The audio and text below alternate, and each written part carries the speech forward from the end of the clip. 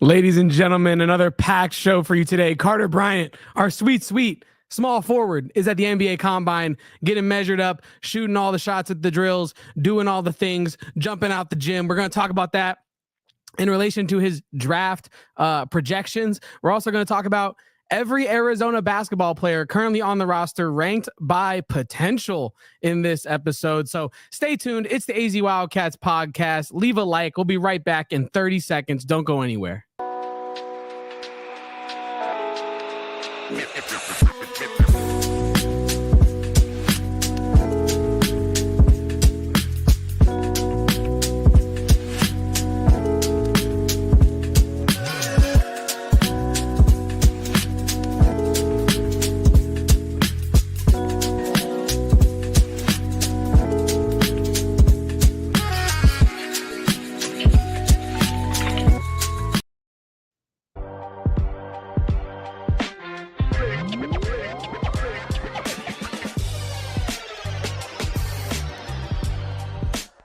Welcome in, folks, to the AZ Wildcats podcast. My name is Kevin Thomas. You might know me as Kevo.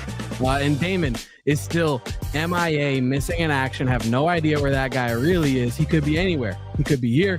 He could be in California. He could be in Cabo.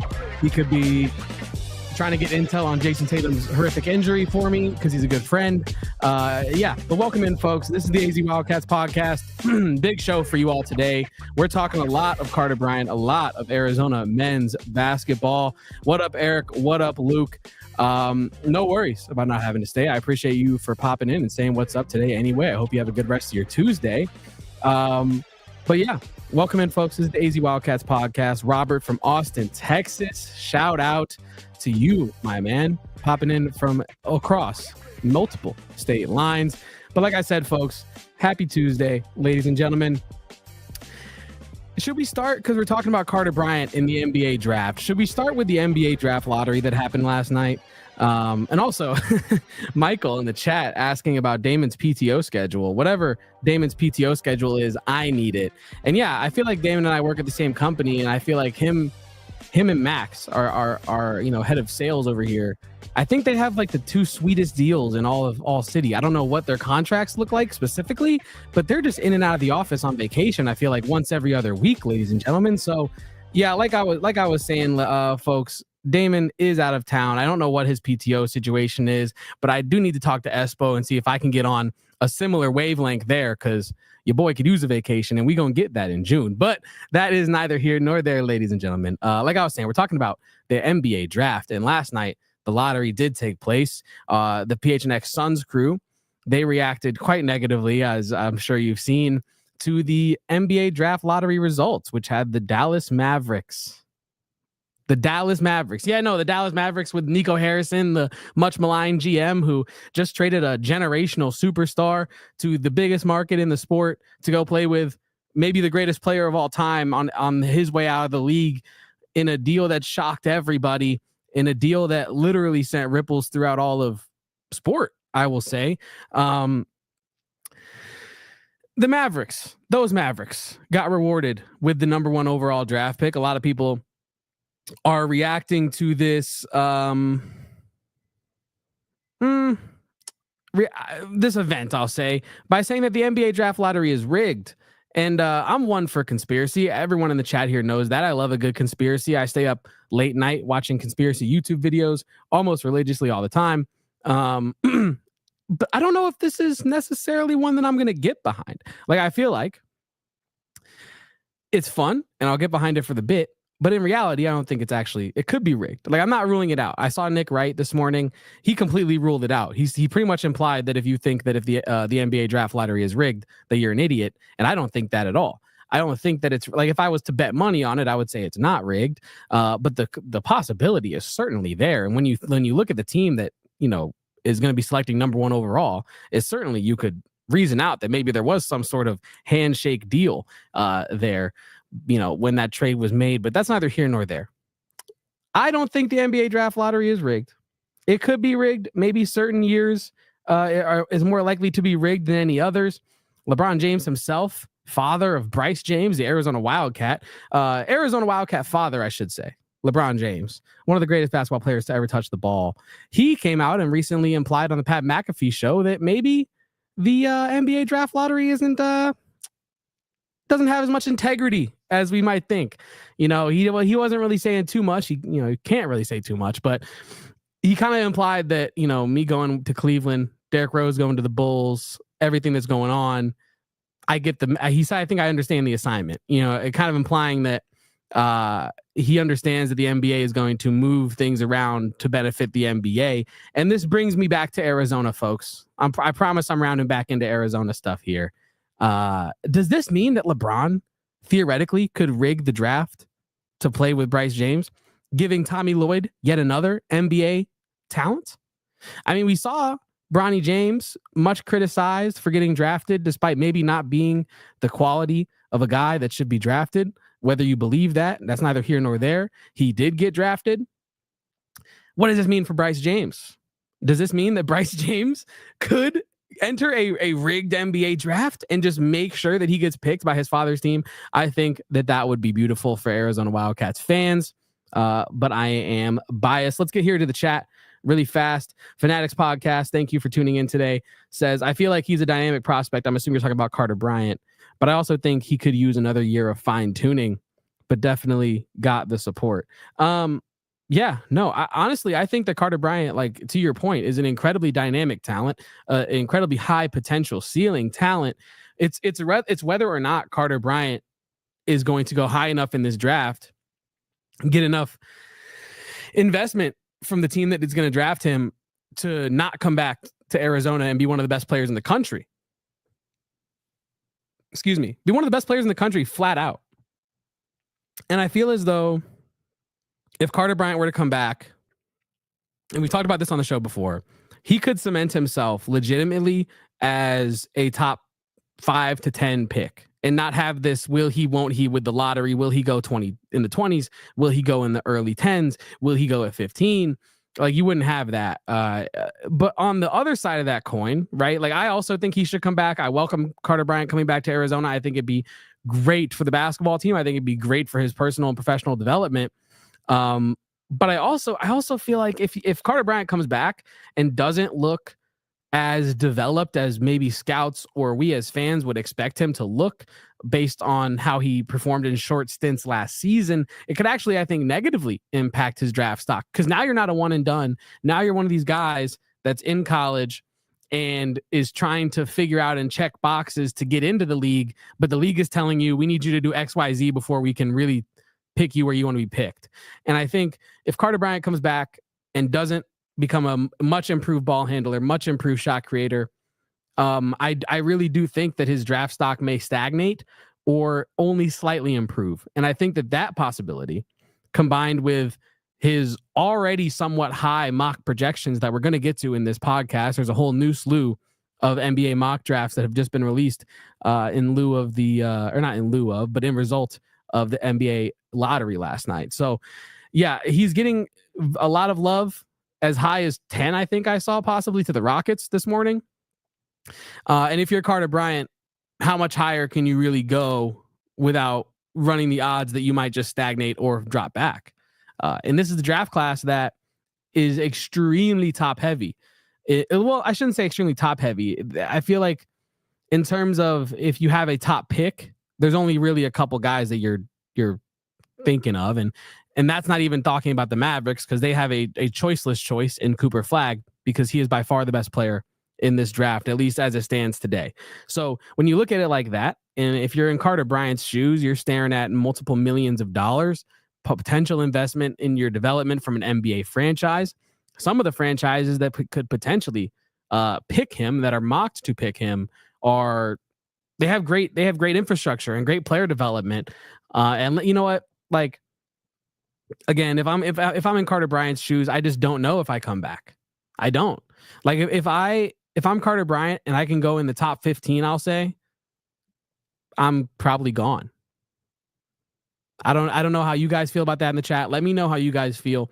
What draft pick do you think Carter Bryant would have to fall to come back to Arizona next season? Because I do think that when you look at the NBA draft lottery, the way it shook out, the ways some teams that were projected to pick him got there like in the end of the lottery. Some teams that might have reached on Carter Bryant or might have taken a flyer on Carter Bryant. Does that instill more confidence in them to go take him? How is his combine performance going to fold into all of this? So let's go ahead and get started talking a little bit about some of the mock draft stuff in relation to Carter Bryant. We do have a comment here in the chat. Fanatics Podcast says, absolutely, Irving, AD, and Flag is scary to think about. Whew, that is terrifying to think about. And if you are a Dallas Mavericks fan, I won't say you probably feel, I can't speak for Dallas Mavericks fan because I am not one. I'm a very depressed Boston Celtics fan this morning. But I feel like you do look at that and think like, wow, what a team. Luke says, shout out to you for popping in today. We lead the league in Luke's, and we're starting to lead the league in Michael's. We're making it into the top of the echelon of Michael's as well. Luke says, dream scenario, Carter comes back, wins a national championship, becomes an All-American, and enters the draft next year as a top pick. Praying for it. Inject it into my veins right here, Luke. Yeah, I mean, that is completely the dream scenario. But like, I think when you map out like how Carter Bryant impacts Arizona next season, right? It's a dream, but it's kind of like you dreamt in a nap and you didn't really go fully to sleep, because this is not like something you have to jump super far to get to that conclusion, right? Like if Carter Bryant comes back, Arizona has in my opinion, a roster that preseason should be talked about as a Final Four squad. So I think that Luke, while this is a dream scenario, that is the most ideal scenario, I don't think it's too far-fetched. Like, I just don't think it's too far-fetched. I said on a recent podcast, Damon and I were going back and forth, that if Carter Bryant had played more minutes this year, I think he could have been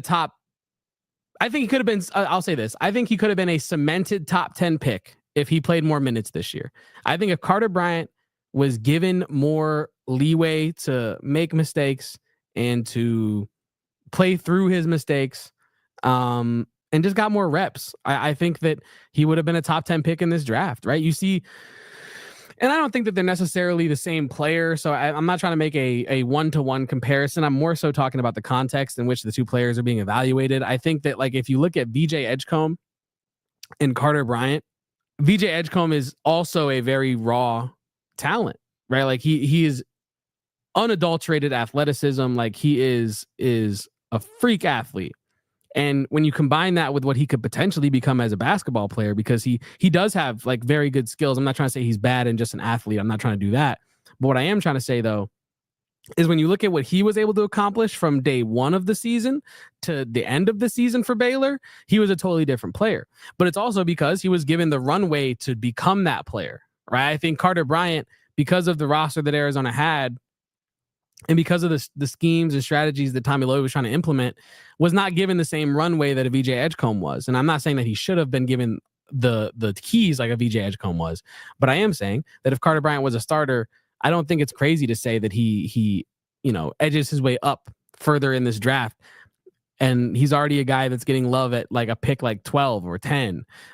So I don't think it's crazy to say that Carter Bryant, if he comes back next year and does improve his ball handling, does improve his shot creation as an individual, that he could be a top 5 pick. I'm not too sure about the depth of next year's class off top of my head. I'd have to look at it. But, pound for pound, I feel like he could be a top 10 or top 5 pick if he did return and improve those things. And I think he could have been a top 10, top 5 solidified pick this year if he was given more reps to become a better player, because we saw the transformation he was able to create for himself in the limited stint that he did have. Well, folks, we are going to get into mock drafts. We're going to get into his combine performance. We're going to get into ranking every Arizona basketball player purely by potential. What could they be? Could they? Will they? Those are two different things. We're going to evaluate all that on the other side of this break. It's the AZ Wildcats podcast. Leave a like. Don't go anywhere.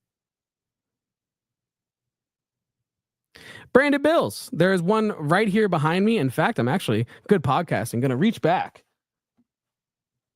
Yeah, we're just going to grab this. Look at this beautiful Branded Bills hat. It is the most comfortable headwear in the entire game, and it's beautiful. Look at that. I just became 50% more beautiful as a person because I have a Branded Bills hat on, and you can do the exact same thing. Elevate your brand with our friends over at Branded Bills. Whether you need snapbacks, fitteds, truckers, tees, beanies, all of the merch, Branded Bills has got you. They have awesome campus collections. They have an exclusive one with the University of Arizona where if you go to the campus bookstore, guess what you can find? Exclusive Branded Bills, just like this one. We have our PHNX Branded Bills. You can get it on our website, and so tap in with Branded Bills. Code BBPHNX for 20% off your first order. They have partnerships with all types of campuses. They even do charity work with some people up here. Local company from Mesa, Arizona as well. So if you love supporting local, support Branded Bills, the best way to elevate your brand. And if you want to elevate your everyday life enjoyment and experience, Branded Bills is a good way to do it. But so is Gila River. If you're rocking your Branded Bills at Gila River, you are living a peak lifestyle right there, because you do you at Gila River Resorts and Casinos. I was recently out there at Gila River Resorts and Casinos for a stay. It is one of, honestly, I'll say it, it's the best staycation I've ever had. And I used to do staycations all the time as a kid because we didn't necessarily have the money to just go fly to like Mexico or something, right? So staycations, I'm very familiar with it. And Gila River is the best place to have a staycation. You want awesome food, everything from affordable to expensive. You want a nice bar scene. You want live music. You want entertainment. You want comedy. You want concerts. You want slots. You want table games. You want Gila River. You do you. They have it all. Check out our friends over at Gila River. Visit play@Gila.com for more details. You can bet, watch, and win at their sportsbook as well. Big screens, great food, all the top events, NBA playoffs. I'm not watching that anymore. Upcoming UFC events, PGA championships, all the sports at Gila River Resorts and Casinos. We're back, chat. We're back. Let's get to the comments here for a second. Erica is in here, says, hi, friends and families. We appreciate you for popping in here, Erica. Luke says, I'm a depressed Suns fan, but Celtics in 7, Kevin. And Luke, heart to heart, I appreciate you for making this comment, because I wasn't going to talk about the C's today because this is an Arizona Wildcats podcast and no one cares about my professional basketball alliance and allegiance. But I will keep it very brief and short and say that last night, my heart was torn out of my chest and stomped on by a certain tendon in your lower leg that I will not discuss because I don't know if it's official, so I don't want to jinx it. But yeah, no, between the Blues losing with 1.6 on the clock going into overtime and then losing that game in Game 7, and the Celtics choking away all the games they have just for Jason Tatum to have a season-ending injury, potentially next season-ending injury. Very, very sad. So I am also a depressed basketball fan right now, Luke. But you know what? Basketball team doesn't make me depressed. The Arizona Wildcats basketball team, because they have, an incredible roster going into next year. And this past year, they had an incredible roster featured with Carter Bryant. So let's talk about Carter Bryant's mock draft projections right now as it stands. I went through this morning, and like I said earlier, the amount of mock drafts that have been released since the NBA lottery, everyone's refreshing their stuff to, have the latest results and everything in there. Carter Bryant is one of, I think one of the biggest movers, in my opinion. Like, I think he has the biggest potential to raise really high or drop pretty low of anybody in this combine, especially the guys that are in that middle tier of the lottery. But I'll go from highest to lowest projection that I saw him for, at least from like a somewhat credible source. There was one out there that I don't really think is too credible that had him in the low 20s, and it was an outlier, so I did not include it, but I did want to mention it just in case, just in case that is your prediction as well. Wanted to make sure you guys had that. So let's start with number 12 to the Chicago Bulls, the New York Times / The Athletic and Sam Vecini. They have mocked him number 12 to the Bulls. I also saw another Athletic writer mock him number 10 to the Rockets. I think the Bulls will be very interesting. I'm actually going to have CHGO's very own Will Gottlieb on the pod sometime soon in the near future to discuss Carter Bryant's draft projection. They've been doing great mock drafts for ALLCITY, and also to discuss how Arizona's roster next season can project into the NBA draft, because there's a lot of pro talent on Arizona's 2025-2026 roster that we have not really dug too deep into because it's May. And why are we doing that, right? So we're going to wait for that for a little bit, but we are going to talk to Will mostly about Carter Bryant. And what I want to ask him is, when you're mocking, him to a team like the Bulls or the Hawks, who the New York Post has mocked him to at number 13, what is the disparity? Is it fit? Because how can a player be mocked so low and also so high? I think it's with Carter Bryant because he is more of a project. And I was talking to some people in the office about this morning. Picking Carter Bryant is a risk. It really is. He's an incredible player, incredible guy. Has his head on straight. Has a ton of talent. Could really fulfill that talent and become a great role player in the NBA. And I'm not trying to put a ceiling on it. Hell, he could become an all-star one time. Like I don't know. I don't know what his ceiling is, but I think that's the same problem that GMs are having as well. They don't know what his ceiling is. They don't know what his floor is. He didn't play a lot at Arizona. When he played, he looked good, but sometimes he looked like kind of really green out there. So I'm interested to talk to Will about how Carter Bryant projects as a pro. But continuing back with these mock drafts, you have him projected by ESPN to go to San Antonio. I tweeted about that last night at number 14. I think the two teams that we're about to discuss are, if he were to go to the draft, the two teams I think I'd want him to play for the most. Number 14 to the San Antonio Spurs via ESPN. Number 15 to the Oklahoma City Thunder, and this is via Yahoo. I feel like those two franchises, I would love Carter Bryant to go to those two franchises. I feel like Carter Bryant is a guy that thrives on having solid infrastructure geared towards development. I think there are other franchises that have a less storied, I'll say, history of development and structure and success, right? Like, you look at the Bulls right now. That is a franchise that, in my opinion, has been kind of in disarray for a while now. And I don't think that it really has the proper leadership to get back to where it needs to be. The same thing we were talking about with T-Mac, right? I wanted to see T-Mac go towards, that's the same reason I said I wanted to see T-Mac go to a team not named Carolina, because they don't have the history of developing really anybody into anything and winning anything important. Real quick, Jervis Williams says here in the chat, geared towards development, that's an argument to come back to U of A. I agree with you. For reference, I'm not saying that he has to go or that I want him to go, and that, if he did go, that it'd be best for his development. But I'm just looking at the mock drafts and saying, if he were to go and decide that he didn't want to come back to Arizona, what would be the best spot for him of the teams that are currently mocked? But yeah, for the record, I think the best thing for his development would be to come back and work on shot creation and, his ball handling skills. So yeah, I'm with you on that, Jervis. I think the best way to develop would be to return. But if he were to go to the NBA, I do think the two teams that I would currently love to see him go to most are the Spurs and the Thunder, based on the fact that the Thunder, they've shown that they can do great things with young talent. They can turn project players into productive players. And I think that is something that I would love. I think Carter Bryant would fit perfect in that culture. Similar story with the Spurs. They are great at taking guys who have their head on straight, play basketball the right way, and have a lot of potential coming out of college. Maybe we're a little under, appreciated for their production in college, and then turning those players into productive players on the other end of it. And then you have two more mock drafts that I was looking at today. Number 16 for the Orlando Magic, twice, once from CBS, once from NBA.com/Bleacher Report. And then we also have some pro comps for Carter Bryant. I'll get to that in a second. Michael in the chat says, Houston on the rise too. Great defensive team, would be a great fit. That's a good point. I do love Ime Udoka as a coach. We just discussed my Celtics allegiance. So I think he's an incredible coach. I think if you're talking about coaches that could get the most out of Carter Bryant, that is a coach that can certainly get the most out of a guy like Carter Bryant, because the players that I think Ime Udoka thrives best coaching are the players that are willing to put their head down and work, and are the players that aren't really the first to complain to the ref, and are the players that are willing to fight.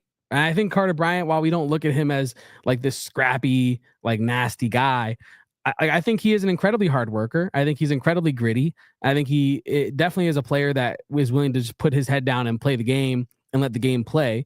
So I think he would fit right in Houston. I think that's a very good pick as well, Michael, for him to go to. And when you talk about teams on the rise, there are several teams that Carter Bryant could go to. Pretty much all these teams outside of the Hawks and the Bulls are teams that put him on a position to play important games and be a part of important games. When you look at the Arizona Wildcats currently in the league, Arizona had the most alumna in the NBA playoffs of any school in the country. And you look at the things that they're doing in these games. They're not just on the roster, right? Aaron Gordon has had 3 game winning, or, what do you ever want to call it? 2 game winning, 1 game tying plays in this year's playoffs. TJ McConnell is one of the best role players in the league. Benedict Mathurin is an incredible talent. I know he just got ejected, but that was a bogus ejection. We talked about that yesterday. So I think this would be a great spot to put Carter Bryant in a organization that is trying to win basketball games, so that he can learn how to play winning basketball in the NBA, because it's totally a jump from college to the NBA, what it takes to win a game. We all know that. So I would love to see Carter Bryant go to an organization really worth a damn and that wants to win basketball games, ladies and gentlemen. And honestly, if we're talking about what Carter Bryant might hear and what Carter Bryant might want from this experience, because he is the NBA Combine as we speak, he's doing his stuff right now. It feels to me like if and maybe I'm wrong, if Carter Bryant gets told like, hey, I think you're going to go to like the Bulls or the Hawks, maybe he does come back. I wouldn't rule that out either, because like we're talking about what's best for his development. I do think if he was picked as high as 10 to the Rockets, that they would invest in him and his development, and it would not be I don't think it would really behoove him to come back to Arizona if he gets picked by the Rockets. Maybe I'm wrong on that. It would definitely behoove us for sure, but I don't know if it would be best for him. I don't know like how much higher he could raise than 10 with a good team, right? Like not just 10 with like the Bulls or, you know what I mean, the Hornets or something. Like this would be 10 with a chance to play in the playoffs next year, and 10 with a chance to be invested in, 10 with a chance to play for a really high quality coach as well. So if he did go as high as 10 to Houston, I there's no way that he would look that gift horse in the mouth, so to speak, and not go to the NBA. So moving on to Carter Bryant's NBA Combine results. We're going to talk about all what he's doing at the Combine. He's did his vertical, he's did his shooting, he's done his what was the other one he did? Yeah, but Carter Bryant, he's a little shuffle, little inside the lane, horizontal, athleticism drills, whatever the little cone drills they have him doing out there are.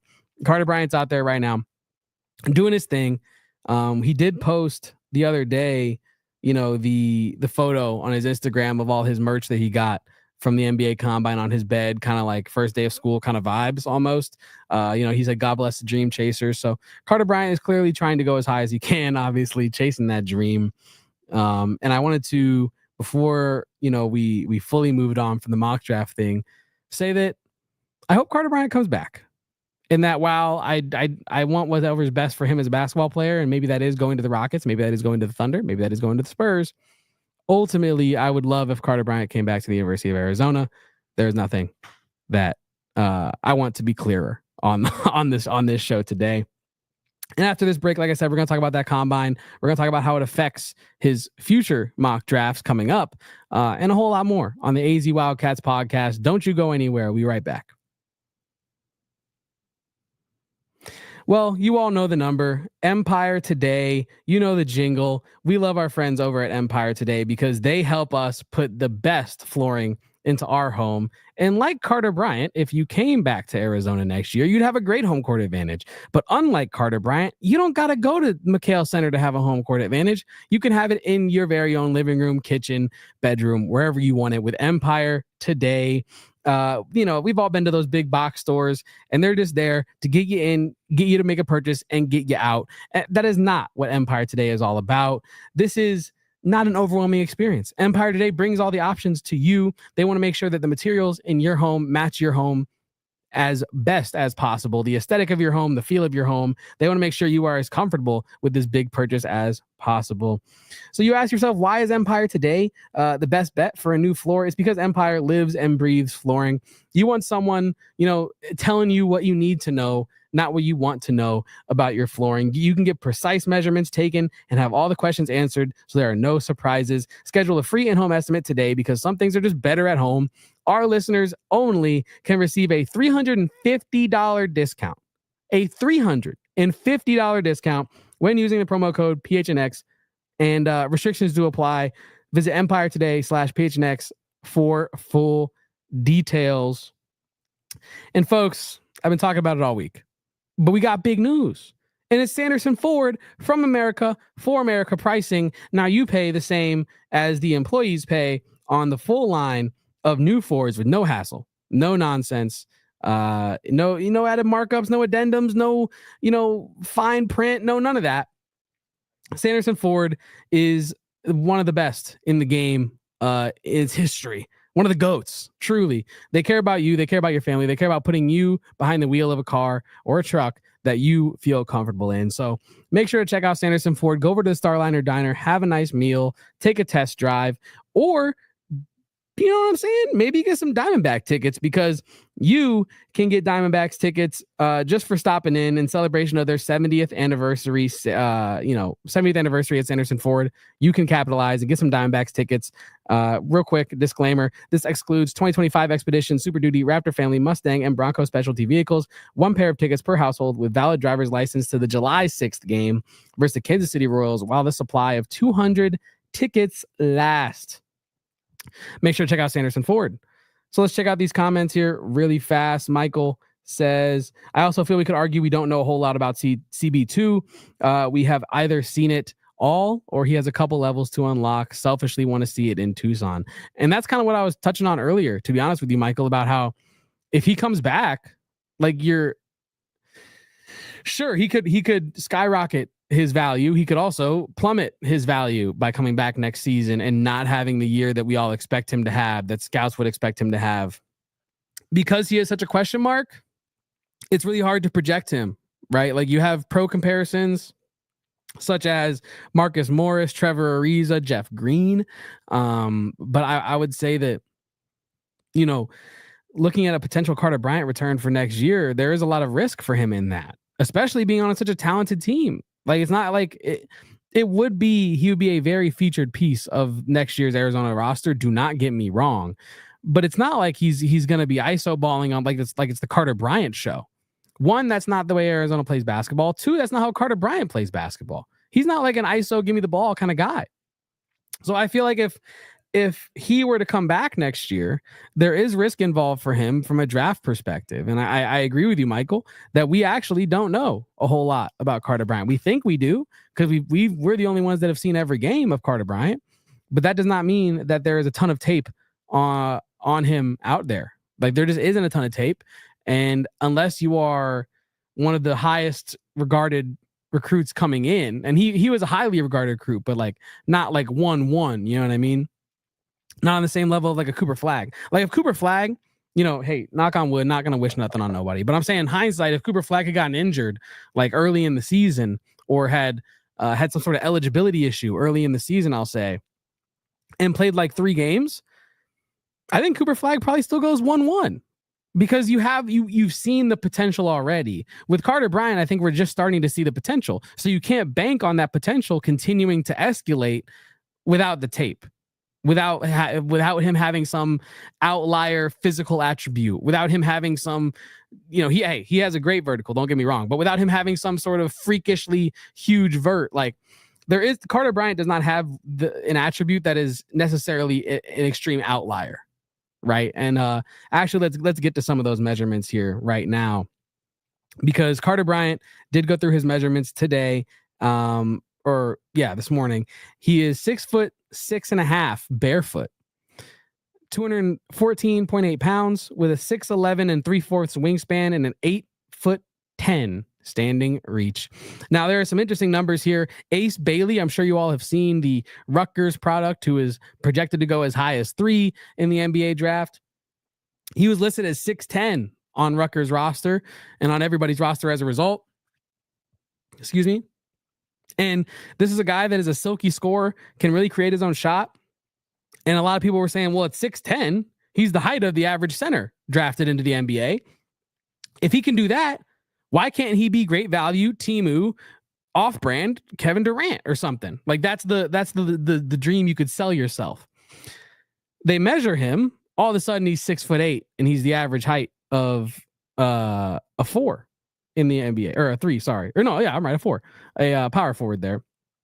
And all of a sudden it changes how a lot of people are thinking about his game. It doesn't change everything. He's not going to drop crazy in the draft because he's 2.5 inches shorter than what people thought, but it is quite a significant drop from 6'10" to 8'8", or 8'8" to 6'8". But yeah, Carter Bryant also dropped in height. He was listed at 6'8".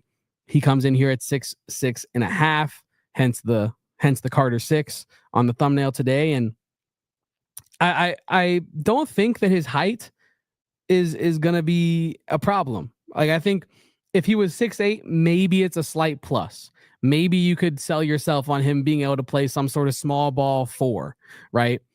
But I think the way that he is built, the way that his frame is oriented, he was never going to be a 4 in the NBA, even in a small ball setting, even if he was 6'8", unless he bulks up crazy, which I guess you've seen Giannis. It's possible. But him being 6'6", I think cements himself into that. I think it cements himself into that small forward role, because when you look at the average height of the small forward in the NBA, it is 6'6" and 1/4 inches. And Carter Bryant comes in a little bit taller than that at 6'6.5". So I don't think the height thing is really going to affect Carter Bryant too much. I actually think there's a positive here that could really help Carter Bryant stay at the top end of that top 10. Or I should say top end of the top, what I'm trying to say, in that 10 to 15 range, but closer to 10 than 15. The average standing reach of a small forward drafted into the NBA is 8'8" and 1/4. Now, call back to what I said Carter Bryant's standing reach was. It was 8'10". So I think that's like actually a huge thing that he has that ability, like standing reach, to do what he has to do. He has a nice wingspan as well. His 6'8" or 6'11" and 3/4 wingspan is good for 3/4 more than the average wingspan of 6'11". And yeah, he's about the same weight. He's 1.5 pounds less, but that fluctuates every day. So he's about the same weight as the average small forward drafted into the NBA. He's about the same height as the average small forward drafted into the NBA. He actually has a better reach and better wingspan than most of the small forwards drafted into the NBA. And so for that reason, I actually think if you look at it, Carter Bryant, based on his measurables, could actually kind of either maintain or rise in the draft. I don't think that any of his measurables indicate that he would fall in the draft. When you combine that with how he is doing in all of the drills, he had the second highest vertical this morning as the time of me last checking. It might have, because guys are consistently doing these drills, he might have been passed by now, but at the time of him doing his drill, he had the best vert, and then he dropped a second. I think he had like an inch. Let me pull it up. I actually believe I have it here. We have the vertical leaderboard at the time that Carter Bryant competed this morning. Drake Powell coming in with a 43-inch vertical, 5 inches shy of the historical leader Keon Johnson there, as you can see. Carter Bryant coming in at number 2 with a 39.5-inch vertical. Crazy leap on that guy. I want to mention VJ Edgecombe because we know that VJ Edgecombe is a freak athlete. So for VJ Edgecombe to have a full inch less vertical than Carter Bryant, I think is actually something to note here. I think it's something to actually talk about, because a lot of the reason I think people are drafting a guy like VJ Edgecombe is because of the combined potential skill with the actualized raw athleticism that he has right now. And if a guy like Carter Bryant is actually a higher leaper, potentially a better athlete, potentially, I'm just, drawing conclusions based off of a vertical leap that was a one and done. I just feel as though it kind of leads into my point about earlier about how if Carter Bryant returned or if Carter Bryant had played more last season, he could have just been VJ Edgecombe. We don't know, right? I really feel that way. I feel as though these results in the combine for Carter Bryant kind of solidify what we already felt about him, is that he is one of the best project picks that you can have in this draft, right? Like, I know Kaman Maluak is probably 1-1 on that list of like guys who are not quite fully refined, but have huge potential. I think Carter Bryant's got to be pretty high on that list, folks. Like he's a great leaper, very quick side to side. You can go find the video of him doing his little cone drills. Good, decent shooter with, I think, a good stroke that can be developed at the NBA level as well. He's focused on winning basketball and being the best player he can in relation to his team, not just in relation to him. So yeah, we all are, but we're super high on Carter Bryant. I think that these NBA draft results solidify that, or NBA draft combine results solidify that. And yeah, he looked okay in that 5-star shooting drill. And like I said, I'll have Will Gottlieb on of CHGO to talk about Carter Bryant's draft projections, potentially him going to the Bulls and all that, probably sometime early next week, potentially. But yeah, I also wanted to mention there were some notable top prospects playing on the 5-on-5 combine teams. Milos Uzan, Darion Williams, John Tonje, RJ Lewis Jr., Javon Small, Zion James, just to name a few. I wanted to have a quick little conversation about some of these players on this list. Players that are this close to being in the NBA, right? Some of them are NBA good right now already. When you look at the names on this list, everyone except for RJ Lewis and these are the ones I just named. Everyone except for RJ Lewis is a player that Arizona faced this most recent year. And when you look back on these losses, right? West Virginia, Duke, Wisconsin, Texas Tech, Houston, like these are games where I think fans walked away like, how did that happen? How did we let John Tonje cook us? How did we let Javon Small look incredible? How did we let Milos Uzan just go off? You know what I mean? I think Zeke Mayo, if he was in this list, would fall in. Like, there are some players that Arizona experienced this year that cooked them, probably shouldn't have cooked them. But when you look back on where those players are going to be, these are professional basketball players, folks. Like, these are some of the top in the country. Whether you knew it going into the game or not, the results now bear that out. And I think that, like, when you look at what Arizona did this past year, it was not the ending maybe that we would have wanted. However, they were incredibly battle tested. I would say they were the most battle tested team in the country, probably. And you look at the players individually, not like just aside from the teams, you look at the players individually that the Arizona faced last year, and man, like they really faced a murderer's row of opponents at times last year. So just wanted to bring that to everyone's attention really fast. And I wanted to wrap up this show by talking about the potential of every player on next year's Arizona men's basketball roster and rank them by potential. So let's start with the bottom of the list here. Work our way up to the top, where I have two players that I think could be top 10 NBA draft picks. Starting at number 11, I have Evan Nelson, transfer player. Now, again, I want to be very clear. This list is not me saying that if you are above or below someone that you're better or worse than them as a basketball player. I'm purely talking about the potential of this player to go on to do something else, or the potential of this player to be one of the more impactful guys next year on the team from like a national standpoint. So like having Evan Nelson on this list at 11 does not mean I think he's going to be the 11th most impactful player. It does not mean that I think he's the 11th best player. It means that I think he has the 11th least the least room to grow. Like, I think that he is who he is to an extent right now.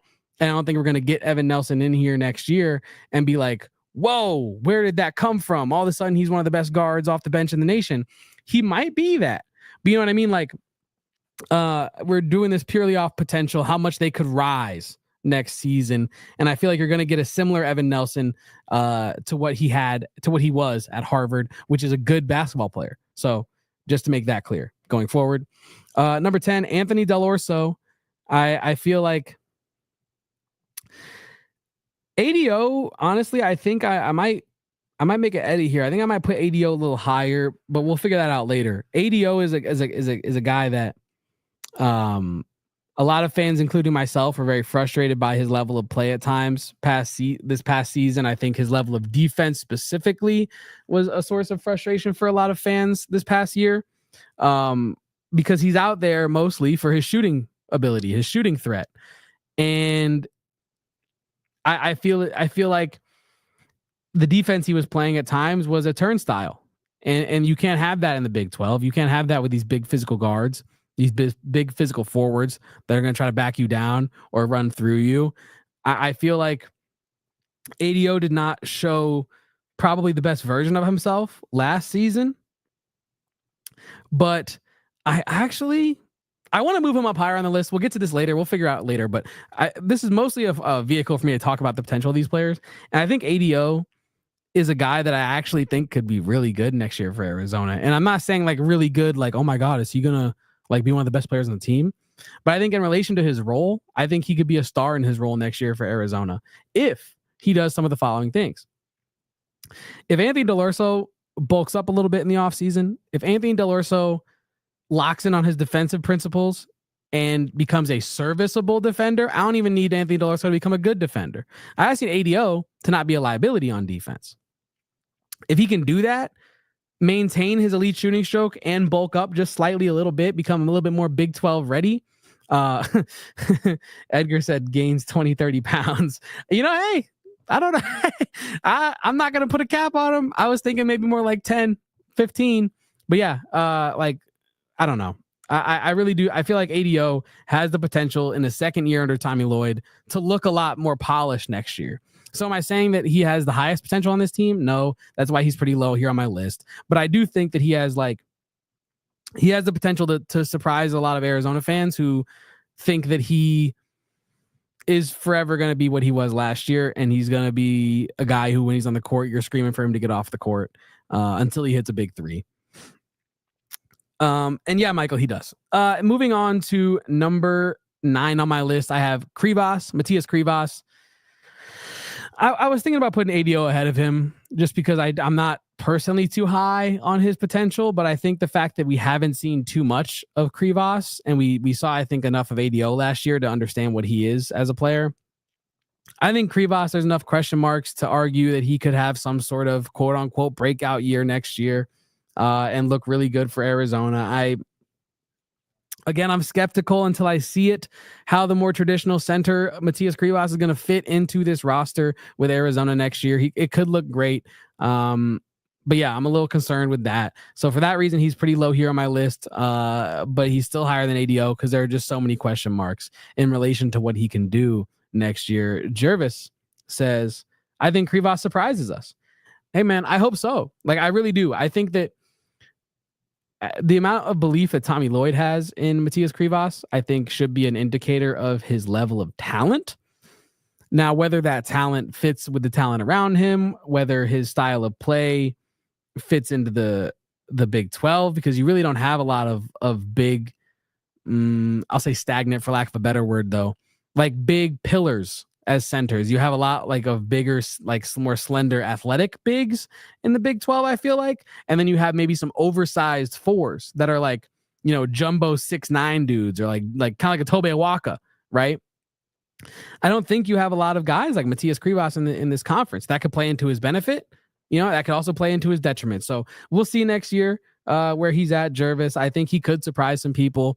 I'm not personally banking on that. But I would love to be wrong, and I would love for you to hop in the chat after the first couple games of the year and be like, hey, remember in May when you said Krivas had one of the lowest potentials on the team? I remember that. So yeah, make sure to keep me in check on that. So, Big Crack in the chat says Krivas moves like he's stuck in concrete.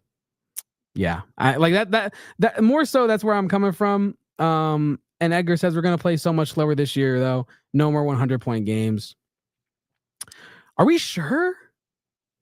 Like, I think with Krivas in, you are forced to play slower by nature. But like, look at the play. I feel like look at the players that Arizona's picking up, like a Koa Pete, a Braden Burries, a CD Gay, a Mobile Mawut, Evan Nelson, even to like a lesser extent. These are players that excel in transition. Like, these are players that, Dwayne Aristode, like he's actually the main guy I'm thinking of in like the transition sense of like guys that excel when things kind of break down, guys that excel when they're running in the open court going downhill. I think Arizona is going to be a team that tries to do a little bit of both, whether that is successful or not. I actually think Arizona's half court offense is going to be really predicated around, Pete, Burries, Krivas. But I think honestly, the goal of the team is going to be to turn teams over, get on in transition, and run. I really do. Like, whether Krivas falls into that or whether you have him kind of doing like a weird, like, unless you have a Waka doing like a weird KJ Lewis thing where he's like coming off the bench like early on to like change the tempo and whatnot. I don't know, but I'm unsure if Arizona is going to be like this like slow plodding team. I just don't see that being like the way that this roster is currently constructed. I don't know if I see that, because Jaden Bradley, he's not really a point guard that wants to do the slow offense thing. Braden Burries, he's a very versatile guard that can speed it up with the best of them. You still have question marks at that 3 spot. If it's Dwayne Aristode, he's a great transition talent in addition to his defense. So yeah, I think it's yet to be determined what Arizona's tempo is going to be. I don't think it's necessarily decided yet that Arizona is going to be this, slow team under Matias Krivas as center. Big crack in the chat. With a Waka at the 5, you could play small and score. I think there is some lineup flexibility, but not as much as we had with Vesar. Totally agree. One of the biggest things that sticks in my side about this Arizona team going into next year is the what if, right? Because this roster is so damn versatile. You could do almost infinite mixing and matching with the Arizona roster that they have going in to 2025-26 if they were able to maintain Henry Vesar and if Carter Bryant comes back. If those two things happen, I think Arizona's a national title favorite. And I don't even think that it's like really like if that was the case. Like, I know we're living in the hypothetical, but your comment kind of brought something to mind that I've been thinking of recently. Maybe it's, me coping with the fact that Henry Vesar is going to be at UNC and that Carter Bryant is probably going to go to the draft and whatever. But I really do feel as though if Arizona was able to retain Henry Vesar, specifically Henry Vesar, this upcoming team next year, how can you guard that? They have too many options to play like positionless, to switch guys in and out, to change tempos, to change schemes, like not schemes, but to change like the offensive like goal on each possession. Because like Edgar says here in the chat, player nowadays don't even know how to pass in the post. How is Krivas getting the ball?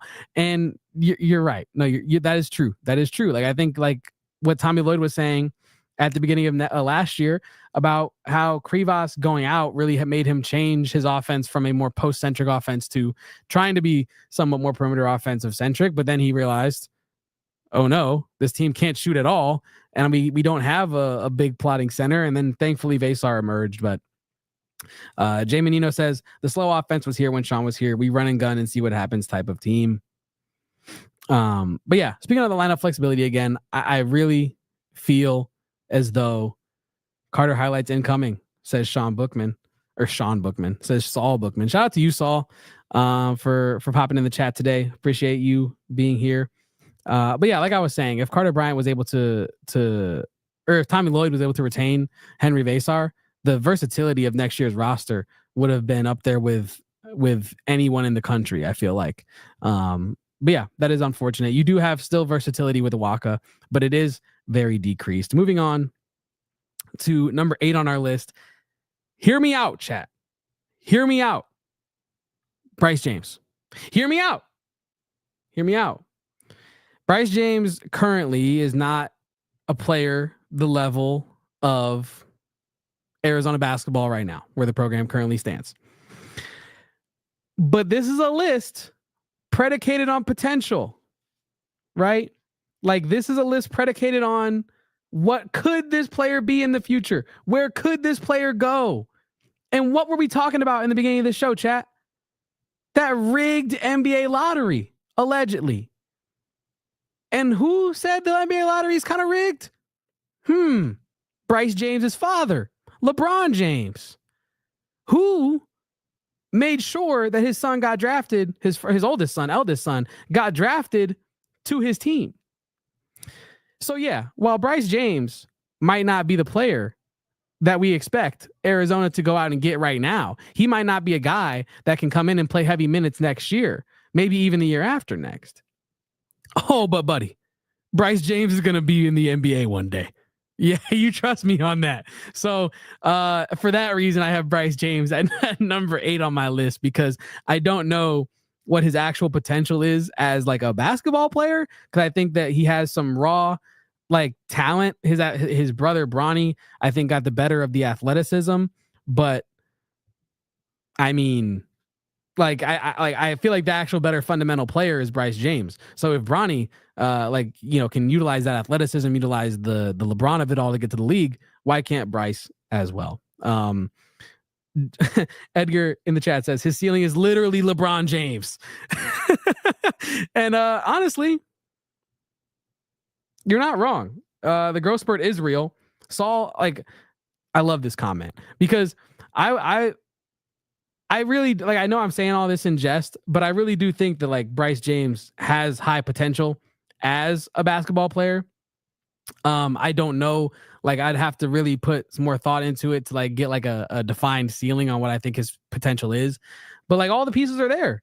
This is a kid who had that growth spurt that Saul just alluded to, has the fundamental skills, right? He's working on some of the more developmental stuff. And I think this is a person that's been around only the best minds in basketball since they were in a crib. You know what I mean? Your average 4-star, 3-star, high 3-star, low 4-star, whatever you want to call it, is not working out with LeBron James. The average 3-star is not working out at the Lakers facility. The average 3-star is not working out with former NBA players, current NBA players, getting talked to by coaches. The institutional knowledge that Bryce James has of how to win in basketball, how to be a good basketball player, I really feel like makes his potential somewhat impossible to put a cap on. And I'm not saying that he's gonna go be an all-star, but I'm saying in terms of at college level, at the college level, it's hard to cap his potential because you don't know. And I think Saul, another good point in the chat, maybe I should have this guy in the pod. Do you think we should have this guy in the pod sometime, chat? Who is this guy? Bryce James will be a case study in Tommy Lloyd's development program in the best possible way. Agreed.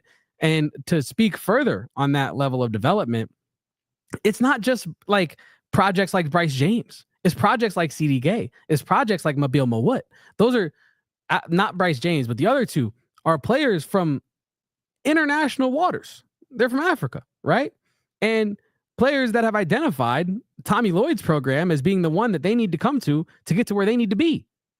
And I think that this will be the most mainstream example, to Saul's point, to the comments point, about Tommy Lloyd's development. Bryce James has a chance to put Tommy Lloyd even further on the map, which is kind of crazy to say.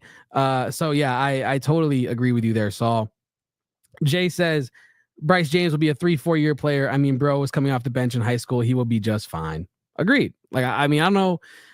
Again, we spoke about it earlier, and maybe Saul's going to text me after and be like, you're an insane person for having this take. But how long does LeBron have left, and how does that relate to his urgency to get Bryce to the NBA? And does he want that? Does he care about that, considering he already did that with Bronny? I don't know. It's just a little food for thought on that. And before we wrap up here, I wanted to get to the rest of my list. Number 7, Jaden Bradley. I think he falls a little bit on my list, mostly because of him having played so long in college and us having so much knowledge of his game. We kind of know who Jaden Bradley is. I don't expect if anything, I expect him to have a slight improvement next year with the maybe better fit of talent around him. But I do not expect Jaden Bradley, I would love to be happily surprised, to come out and have a second breakout year. You know what I mean? I don't think that's the case. So for that reason, he's number 7. Mobile Mawut comes in at number 6. This is a guy who could be in the pros one day. And the fact that he's a number 6, I think, kind of speaks to Arizona's current level of roster talent and current level of recruiting. That Mobile Mawut comes in number 6 on my potential list. And I'm super high on Mawut. I think that you look at his skill set, that is a guy that Tommy Lloyd can turn into a real player. And then Tobe Awaka at number 5. I have him at number 5 because we've the rebounding, but we also don't know what he looks like next to Kriva. I think there's question marks that could go either way. That's why I kind of have him and Mobile flipped. Because Mobile has all those question marks, but we haven't seen him play at the Big 12 yet. So I think that there's a chance Tobe Awaka comes out next year and reminds people of how great last year was. And not only that, but I think he does it even more consistently. Moving on to our top 5 officially, we had number 4, CD Gay. I think that, again, defensive monster, crazy wingspan, another player that Tommy Lloyd, I think, can send into the NBA one day. And for that reason, he comes in at number 4. Number 3, Dwayne Aristode. Comes in ahead of CD Gay because he's going to play more minutes, I believe, next season. He, in fact, actually, I don't know, maybe I'm crazy, could end up at that starting 3 by the end of next year. Like, he really could. His defensive versatility is incredible. The discipline's off the charts. The physical build is that of an NBA small forward. He's about the same size as Carter Bryant. So, or at least listed as the same size. As we know, Carter Bryant wasn't actually 6'6". So, Dwayne Aristode listed as 6'6" or 6'8", I should have said. And yeah, number 2, and here we go into the top 2, Braden Burries. I think, you could argue, I think possibly having Dwayne Aristode ahead of Braden Burries here on this specific list in this context because of the physical builds of the two of them. You could argue that the way that the NBA is going, you want more guys like Dwayne Aristode than you do Braden Burries. But like I can't knock the hustle, man. He's a 5-star McDonald's All-American. Like, how can I knock that hustle? He could come in, and Damon and I have spoken about this, but he could legitimately come in next year and find a way to miraculously replace Caleb Love's production. And that's not me demeaning Caleb Love. It's actually me saying that Braden Burries is that good. Like, he has that level of potential to come in and be one of the best scorers in the country. And that's crazy. So for that reason, he's number 2 on my list. And then obviously, number 1, highest potential player on Arizona's roster heading in to the 2025-2026 basketball season is Koa Pete. Yay! Woo! Koa! Yeah, congrats, Koa. Yeah. Congrats, Koa Pete. You have the highest potential on my list. I think he has legitimate top 5 pick potential. Like, he is a massive hulking human who can also go do all the athletic stuff and can also defend, can also score at multiple levels, can also facilitate, can also rebound. Also, he's a team first guy. Also, he plays through injuries. Also, his whole family is also professional athletes. I don't like it. The list is endless with how Koa Pete is the number 1 highest potential player on my list. Like the. I don't know how I could reason otherwise. I think Koa Pete could not have Arizona fans more excited for his arrival in Tucson on the McHale Center floor. I can't wait for it. Like, he is going to be a guy that maps out with, again, potential. That's the list here. Has the potential to be one of the best modern Arizona Wildcats we've seen. Right. Like, and I think that is saying something because we all know how great Arizona Wildcats basketball has been. And so, yeah, that is my list of names. I'm a little late getting to it because I couldn't see the thing. But if you are watching other streaming platforms, please head over to gophnx.com. The party continues over there. And I'm wrapping up this show here today, folks. I wanted to thank each and every one of you for popping into this chat today. I appreciate all the support on any solo show I ever do. It's just me and all of you in the chat, my closest friends and family. I want to thank Jervis for this nice comment. Says, I like this pod. Well thought out arguments. I like your comment. Well thought out comment, Jervis. Keep them coming. I also wanted to thank Penn State Basketball for popping in. New face in the chat. Says, best fit for Carter is Toronto at 9. Again, the higher Carter goes, the better for him. The happier I am for Carter Bryant. I think Toronto is a good developmental organization as well. Shout out to you, Braulio Flores. Sorry, I had to make sure I got that at least kind of right in the same region. Thanks for the insight, my guy. Thank you for tuning in today. Thank each and every one of you. Don't forget to drink some water. I did not drink any water for the duration of this podcast. I'm going to do that right after we get off air. Make sure you drink some water at home. Like this video, subscribe to the channel. Go Wildcats. Michael, I appreciate you. Kevo killing it solo. Way to hold down the fort. Sir. Yes, sir. And on that note, ladies and gentlemen, I'm going to get up out of here. Like I said, make sure to drink some water. Make sure to show this pod some love. Follow me on Twitter. I am at Kevo Post. That's KEVOPOSTS. The show, everything that we do, usually it's me and Damon, PHNX _Wildcats, all your Carter Bryant coverage there, all of your Tedderoa McMillan coverage. I've been a sicko just searching up Tedderoa McMillan, waiting for new videos to drop. It's been gross. So I appreciate each and every one of you. Make sure to leave a like, subscribe, and I see you tomorrow on another edition of the AZ Wildcats podcast. Bear down and go Cats. We all silly like the mayor.